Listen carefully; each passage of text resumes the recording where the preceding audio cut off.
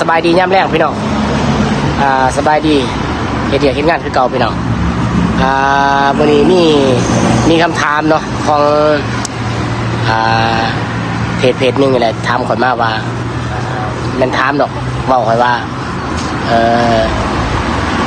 เฮาส่องบ่ดังส่องบ่ใหญ่พี่น้องบ่มีคนมาติดตามจะดอกว่าซั่นเนาะเพิ่นบอกว่าบ่มีคนมาติดตามจะดอกมันเป็นไปบ่ได้ดอกว่าซั่นเนาะ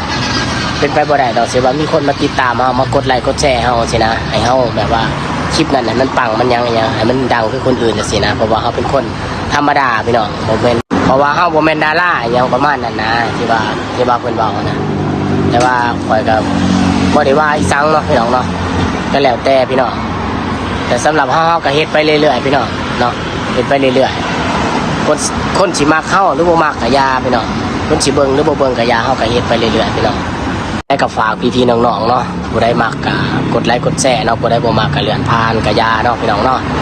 จะได้ก็ฝากติดตามบ่าวพรไส้เด้อพี่น้องเด้อสิพยายามเฮ็ดให้มันดีที่สุดเนาะเฮ็ดในแบบของเฮาเนี่ยพี่น้องผู้ใดบ่มักก็อย่าพี่น้องผู้ใดมักก็ขอมกขอบใจหลายๆเด้อพี่น้องเด้อมื้อนี้ก็มาเฮ็ดเวียกคือเก่าพี่น้องนี่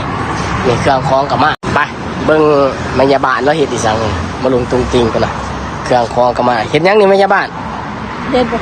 เล่นบักพริกแล้วว่านี่แหละเบียกก็สิประมาณนี้แหละพี่น้องเอ้ยแต่ละมื้อแต่ละวันก็เฮ็ดไปม่วนไปนำเนาะเฮ็ดเบียกนำหาเงินนำพี่น้องเอ้ย